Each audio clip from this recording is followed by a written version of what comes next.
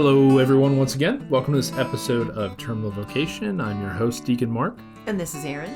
And we're excited that you're back with us once again for this conversation. Today, we're going to be talking about Trinity House Community. This is a nonprofit. Actually, it's some good friends of ours. We're going to totally just steal content from Soren and Ever Johnson. It's the sincerest form of flattery. It is. It is. And they gave us permission. They did. So you're not really stealing it. So, right. But let's talk about how life is. How's your week going? My week is okay. I may have bitten off more than I can chew. I decided, I think it was just me that decided that it was time to repaint the inside of our house because it's been 15 years.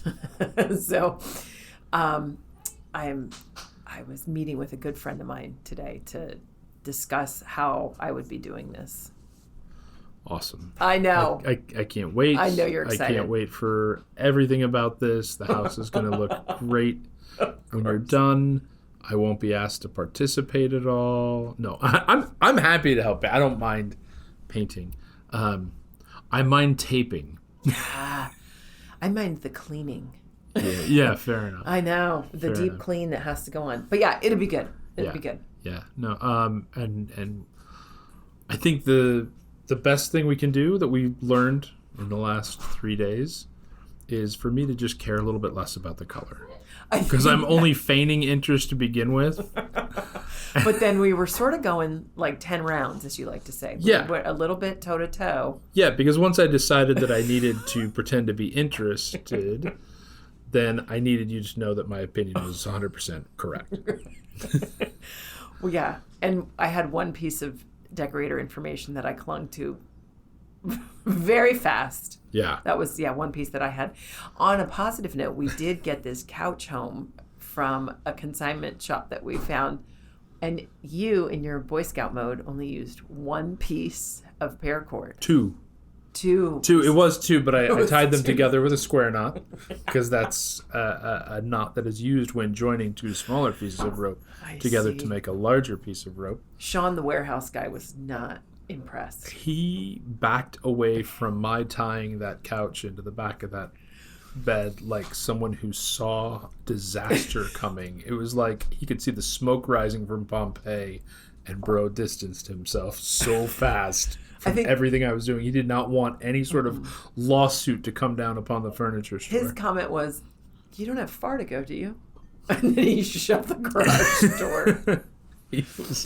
He was definitely, which I think was really in Christian charity. He wanted to make sure that he had some remote hope that we would be okay. And the fact that we weren't going far gave him just enough to just hightail it out. We did it.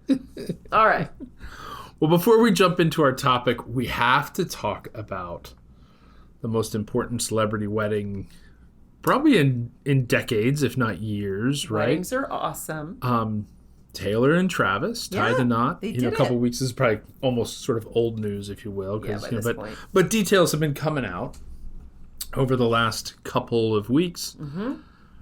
And the thing that we were talking about, and that I think was the most curious to me, to us, and look, I'm happy for them. I hope they're happy. Marriage is awesome. It is. I love marriage. It's so awesome so we're not trying to, dump on their wedding or their marriage or anything. We did have a question about the report that came out that each one had written a 20-minute vow to the other one. Now, my number one problem with this, and I'm a deacon in the church and I do weddings, but my number one problem with this is I don't like sitting through 20 minutes of very many things. One person talking for more than 10 minutes gets to be a whole lot. So one person talking for 20, and we got some serious eye glaze. Yeah, two people talking for 20. Well, yeah, and then double that, right? So this is, I'm going to read this. This is from the article about this on people.com, which you know that I frequent. I do. So this is in her vows, which attendee George Stephanopoulos described on Good Morning America as real, vulnerable, serious, and silly. Swift praised Kelsey for spending his high school lunch periods sitting with bullied kids Aw. and told their friends and family she wished she knew someone like that when she was in high school. That's nice. That's good stuff. I mean, that's certainly a good, all laudable characteristics of him. Yeah. All certainly understandable reasons that she might have fallen in love with him. Sure. Assuming those qualities are things that he still has today, would explain why she's with the man. So I think that's all good. Mm-hmm. And, in the Catholic Church, you're not allowed to write your own vows. No. So, we don't see this very often at a lot of the weddings that we go to. But neither of them are Catholic, so I don't fault them for the notion of writing their own vows. But the purpose of a vow is not to toast or laud the other person. It's not the "this is why I love you," this is the ode that I've written for you. It's a promise for the fact that you'll love them until death do you part, sickness and health, richer and poorer. It's a promise. I've got the Merriam-Webster dictionary open. Oh, which good. I love. Yeah, it says it's a solemn promise or assertion, one by which a person is bound to an act of service or condition, or to promise solemnly. Yeah, different than a toast. It's different than that. And I think saying all those things about the other person, maybe even depending on how you structured your ceremony at a different part of the ceremony, recreating the wheel, free-forming, what your ceremony is going to look like. You could each have a time where you're saying that. Yeah. But the vow itself should be just that. It should be the idea that I'm promising this to you. Yeah. I'd be curious to know more about that. What did they promise? Yeah, it would be interesting if they released them in their entirety so you could see at any point in this. Did they promise? Did you say the words, I promise to do this? Right. Right. Hopefully so. Yeah, I hope so too. The last thing that occurred to me about this, and this is kind of why those kind of warm feelings don't belong in the vows, is because you're kind of promising to love them in spite of those things, or in spite of the fact that those things might not persist. Yeah. Right? You might always be all these things that I like. Right. You can get old and cranky. You might not sit with the bullied kids anymore. You might be the bully. I probably won't. No, but I think that's an interesting point to me, is that there might be reasons that I fell in love with you, or that she fell in love with him. And some of them may persist, but some of them will change over a lifetime, Yeah. And some things you might, think were adorable in your 20s, and by the time you're in your 50s or 60s, you really might want that to change, right? And even if you don't even necessarily want it to change, or you want it might change, you didn't want it to, or it might, not change and you wish it would. But really, you're supposed to love them either way. Yeah, it's true. Right? And so whether this changes or not, I love you because I promised to. Mm-hmm. And ideally, we all hope that there's more than that, right? We all hope that as we're together, we grow in love, our love deepens to go beyond the things that we knew about them before into all new things and depths of things and extent of things. But at some point, I stay with you simply because I said I would. Yeah.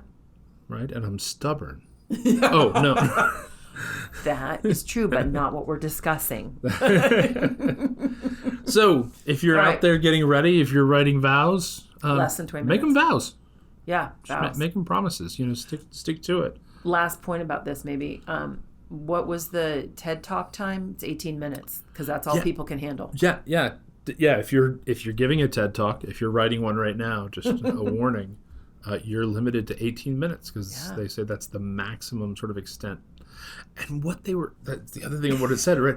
What they were sharing was not like simple stuff, like it was deep, profound, so you really are sitting there trying to soak in heavy, deep stuff. That can be a lot. And like when you're reading, why is it you can read a dime store novel and you can do chapter after chapter after chapter, but you sit down to read a poem and you get through a page of a poem and you're like, I'm full up. Your head's going to explode. 'Cause Yeah. there's a lot there. There's a lot there. So, But at least they got married. I like it. love that. Love that. So, Congratulations to them. So, peace be with them. Hope many happy years. Many happy years. Well, let's talk about Trinity House Communities. Let's talk about our friends, Soren and Ever. So, Soren and Ever, we met them here at our parish 19 years ago, just Something about, like that. right? Yeah, the Johnson family. Yeah. And about 12 years ago, they started a coffee shop, sort of as far as we knew as it was getting started. I don't think we knew the depth of what they were really getting into, but they started a coffee shop in our town at the corner of Church and Market, which is just serendipitous in terms of where they found this property. It's perfect. Kind of cool. And so it's a place where you get a nice cup of joe, a scone, look at some beautiful, Catholic art, gifts, stuff like that. Books. So it was neat. But their vision was kind of beyond just the coffee shop. That was always, unbeknownst to us at first, we learned, I think, shortly thereafter, that their vision was much broader, to kind of make this a front porch for the community, if you will, a front porch for what a home that's rooted in the Trinity could look like. What would a happy family look like? What does Catholic culture look like when it's lived well in the confines of a family? And so they started these parish-based community groups, which are really for families largely. We're going to talk a little bit more as we go into this, how some of this is just a rule of life, I think, for not just families, but single people as well. And so the communities focus on these 5 levels of a Trinity House. And we're going to kind of go through those 5 levels tonight, and just what each of them are, why they exist, what are some of the tactics or strategies that kind of affect the family life. And so as we go through those, we'll talk about each level, and then we'll kind of talk about how it applies to family life, but also how it applies just as a rule of life for both families, but single people as well. Yeah, that sounds good. So foundation, right? And sometimes I guess you could categorize some of these as sort of rooms of the house, but we're just going to talk about it in levels. So, but from a foundation perspective would be the faith life. So in the first level of the Trinity House, we root our family in God's other-centered life through prayer, scripture study, and sacraments, starting with the individual's and couple's life of prayer and moving out to the whole family. This is where we get the grace to focus on one another instead of ourselves. And I think this is, we'll talk about this in how it looks in a family, and then we'll talk about it as single people. But I think for that family, when you're putting God at the center of your family, even if you've just been married and it's just the two of you, still family, this really roots you and points you in kind of that true north direction, right? So this is guiding how your life is going to unfold, because you have God recognized kind of as that intertwined nature between that sacramental marriage, and then it's kind of like that third cord that winds through that marriage. So when you have, what's the line? A cord of 3 strands is not easily broken. Yeah. Something like that. And so that gives us that strong braided rope of marriage, essentially. Yeah. Because you're not doing it alone. Yeah, and I think it was Fulton Sheen wrote a book called 3 to Get Married. Like this idea of, God is, baked in to the sacrament itself, right?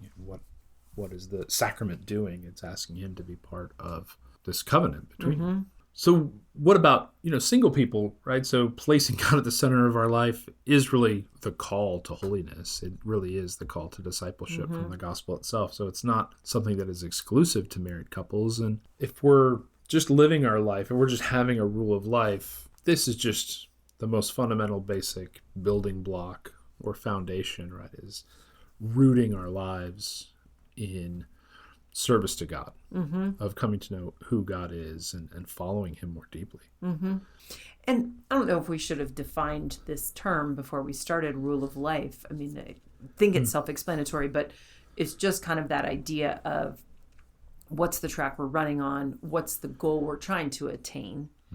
And I think you can have a rule of life separate from Trinity House. But, people come up with their own all the time. But in this context, Trinity House is almost like these ideas is almost like a project plan. And so you're saying, okay, I'm going to work on this area of my life, consciously, because I haven't been spending enough time with God, or some of these other areas that we mentioned. Yeah. No, I'm glad you mentioned that, because, I mean, they call this a blueprint. Yeah. Right. So these 5 levels they call a blueprint. And even within that, they sort of say, well, the way your faith life looks within your family might be different than another family, but is still going to, be at that foundation. Right. So, one of the things in our family, for example, we've tried to steal, a line from another friend of ours, Bill. We always wanted to make the faith look winsome and attractive. Yeah. To people outside our family, but especially to our kids in raising them. And so, living out things like their Saints' Days, right? And just, having a little something for them on their Saints' Day to say, like, this is a day to celebrate a little something, gift. Right? Yeah. And so it brought those certain days of the church. It brought this idea of worship of God as something that was approachable, as something that wasn't for somebody else. Yeah. All right.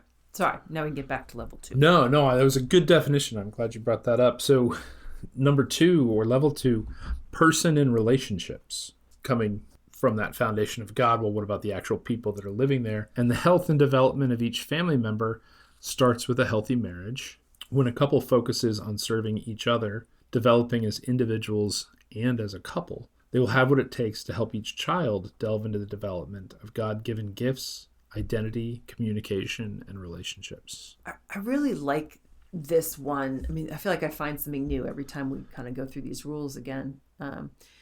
The really focusing on the health of the individual, and if everybody in the family is trying to be the best version of themselves and trying to do these things, it makes it that much easier to be of service to the other people, because you've worked on yourself, your relationships with God, with the people in front of you.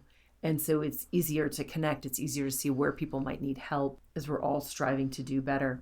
But I think the one thing it says here is, if the couple focuses on this, they will have what it takes to help each child delve into the development of God-given gifts and these things, right? So that by us getting closer to God, it helps us, because you have these kids and they're sometimes really different than either the two of us. They come out their own way, and so I like that, where we're just focusing on self-development of all the individuals that also is then in the community developing together. Yeah, I also like the idea of starting with a healthy marriage. Yeah. About this entity, this communion of persons, the marriage, the bond between the couple, being somewhat paramount in terms of a fundamental or important relationship to nurture, and that the good of the rest of the family will kind of take care of itself when the husband and wife are taking care of the marriage, or when we spend time doing date nights, having good communication between ourselves, it somewhat naturally extends into kids who are not afraid of disloyalty or disunity in the family, or content with the family, and then gives them freedom to kind of be who they are, because they're not trying to be something else in order to maintain peace, in order to, do whatever people get afraid of. Yeah, we want human flourishing in the family, and their flourishing is going to look different than our flourishing. Yeah.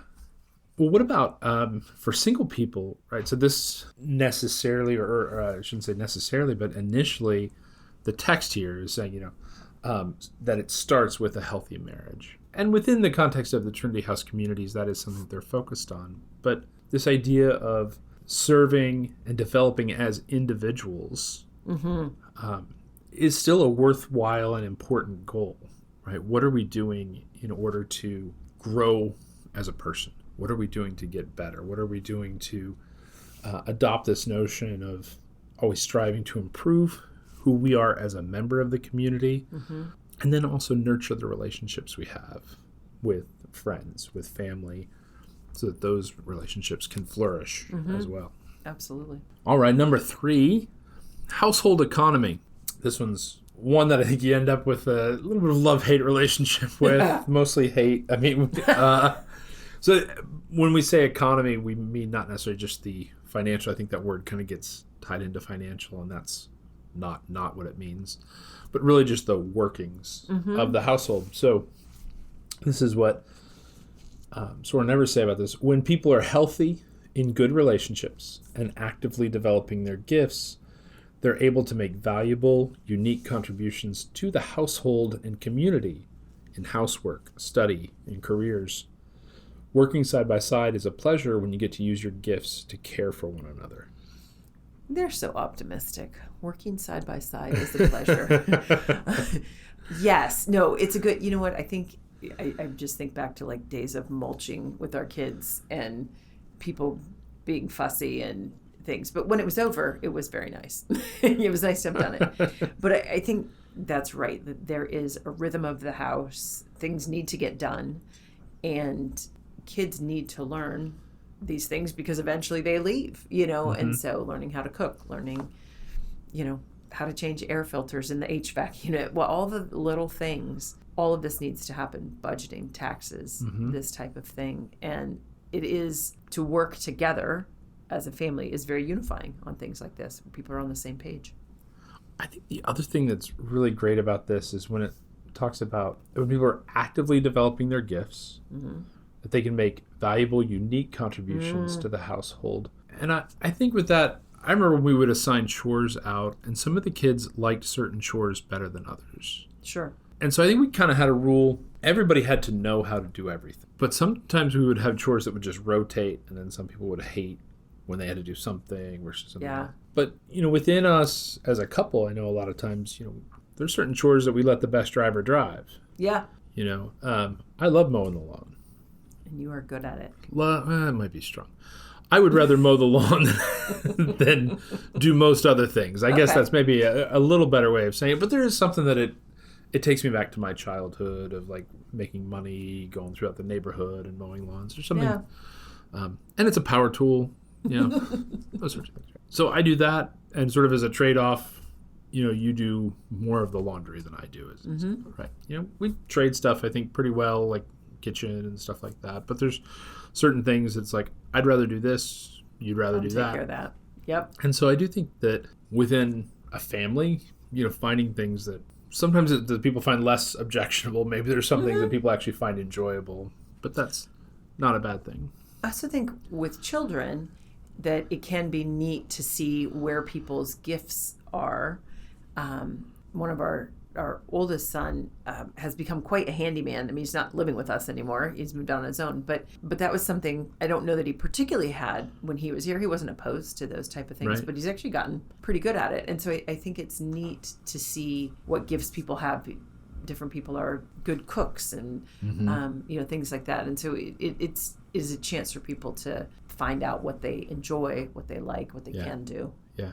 And, ultimately these things all have to happen right. to make the house run, right? Yep. So it has to get done, and so we need to do it. And ultimately we need to share it, right? It should be shared. Community. Well, if you're a single person, there's maybe you're living with roommates, so there is some communal aspect to it. But from a rule of life perspective, there's just a value to working, to doing maybe the things that aren't the most fun part of our day, but are important to the care of our home, our livelihood, that sort of thing, right?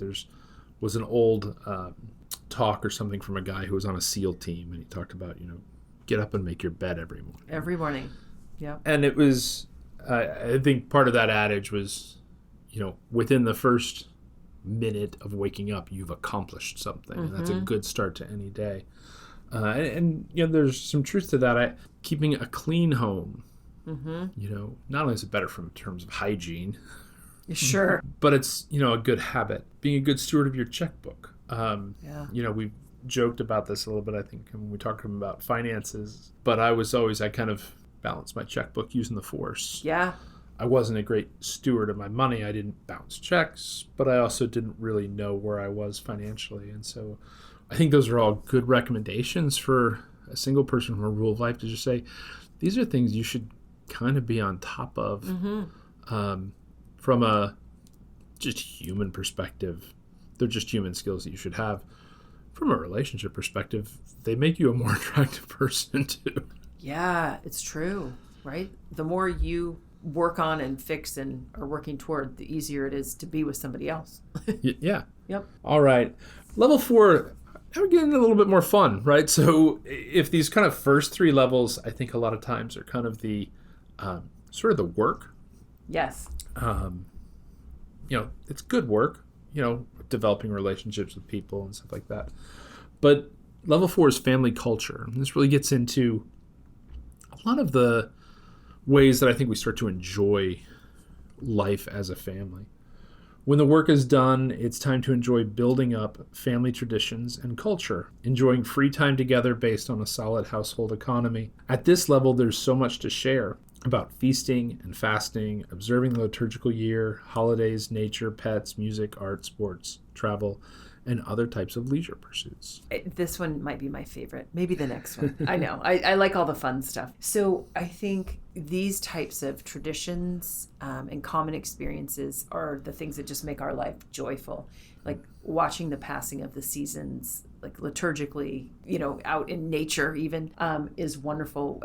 One of the things that popped into my mind was that every Advent we go and chalk the door, we write the year, and there's a little blessing that you say, and it blesses the house for the year. And we've continued to do that no matter who's home. Like, I don't know if it's just been the two of us, but as kids are leaving, we just do it with whoever's around. And it's a really nice tradition. I remember, this is sort of a funny aside story about doing that, but one year we were doing that, and we're all standing out there, and it's cold, right? It's mid-January, and we're saying sort of the prayer of consecration of our home. And it was the year that there was this new app game that was out called Among Us. Oh. And it was, some sort of like everybody would join in, like, you would say, here we're playing in this game, and here's the code, and, multiple people could all join, and you're like wandering around this spaceship trying to kill I forget what they were called. I don't even. It doesn't matter. Yeah, minions. They weren't. Whatever. They weren't. Yeah. But just the words Among Us. Oh, dear. Just became this,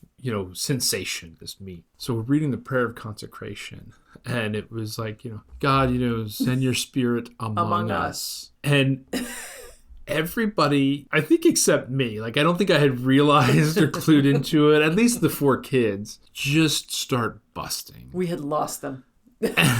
I think it took us like 2 or 3 minutes that we just had to like stop this prayer of consecration. And I say that because like sometimes it's when a tradition, just something about it goes maybe slightly, I don't want to say south. There was nothing wrong. Like off kilter, right? When it doesn't, sometimes when it doesn't go perfectly, no, it becomes the story. And so I don't. Yeah. I think nobody snickers or laughs or interrupts the prayer, but I think when those words come across, like, the corner of everybody's mouths just go up just a little bit because they remember that night. That night, yeah. And it was funny. It was funny. It was fun. Yeah, I think we've done a lot of things like that within our family for culture, and this goes beyond just whenever you start to talk about traditions. I think everybody's head kind of goes to like Christmas and Easter and holidays. Yeah, but there's so many days in between there. We're just having things that your family does that are unique. We went to an amusement park the first day after school let out every year for several years. Sure. We have pie on the day of my dad's, usually the anniversary of his death. Yep. Because he loved pie. So we always have pie. So sometimes there's just, things like that become so baked into the identity of the family, even beyond just holidays. And they are really kind of what galvanize a family together. It makes you different. It makes you different, right? Yeah. And they're the stories you tell. Yeah. So if you're, not married, if you're single, I think there's still a lot of ways to kind of look at, well, what are some things that are important to you? I think participating in some of these things with your own family, is good. Continue to enjoy that. Maybe you've got brothers or sisters, and maybe you get to participate in some of their traditions. Figuring out what are some traditions that I'd like to have. If I do have a family someday, celebrating big events with your friends, right? When your friends have a birthday or a promotion, like when they get married, let's go have a beer. Yes. Let's go out. Let's go do this. Also, one of the things that I was just gonna say, like I got my master's degree, and at the end of every semester after my last final, I sat on my back porch and had a glass of whiskey and a cigar And it was just this relaxing like end, and it didn't require anybody to be there, right? It was something that was just for me. Anybody could come out and sit with me, and often did. But sometimes we just need to kind of mark for ourselves these milestones in our own life. Yeah.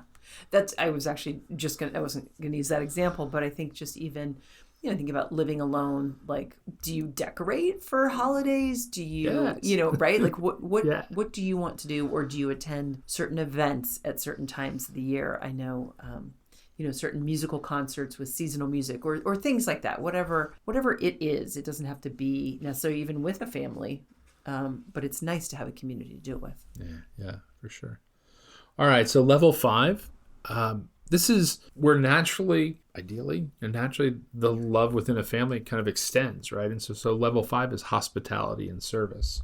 So Soren never say, a thriving family culture is a beautiful thing that's made for sharing. It's natural for a family who loves well, works hard, and has a rich culture to want to open their doors to share with others, whether through hosting family and friends or doing services activities in their community. I love this one too.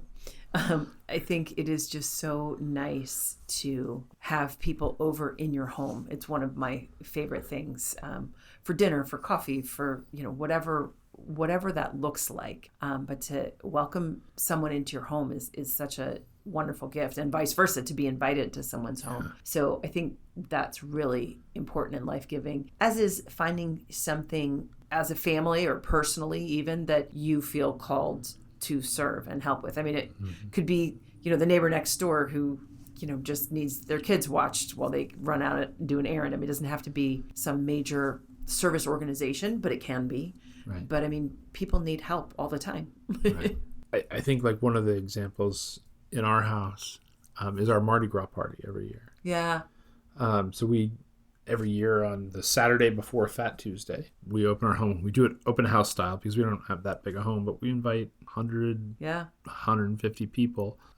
We usually get maybe 70% of them come through at some point over like an 8-hour stretch. But it's something where we wanted to do this. We wanted to figure out a way that we could. So we're like, well, if we did it from like 2 to 10 or noon to 8 or something like that, and had this huge range, then not everybody's going to stay for the whole time. Not everybody's going to be here at the same time. Right. And it's always worked out. But one of the reasons why that one always sticks with me is our kids, when they went away to college, would hear like, oh, Mardi Gras this week. We're missing the Mardi Gras party. Like, yeah. And 90% of the people that came were our friends from church, were like, adults and stuff like that.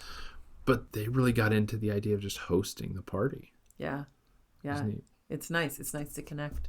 And, as a single person, right, service should in some ways be obviously easier. I shouldn't say obviously, but I mean, I think if we don't have, wife and kids, we have a lot more freedom sometimes to decide what we're doing with our time. There's less people. There's less people to negotiate with, right? We should also make sure that we're doing it in spirit, right? That service is kind of coming from a place of our desire to share kind of what we've built in those levels before, right? We should ultimately be doing that service, that hospitality in that spirit. So that's kind of the service side of it. It's really important. But opening our home to friends, we talked, in the, culture thing about like, birthdays and stuff, but telling your friend, come over for dinner.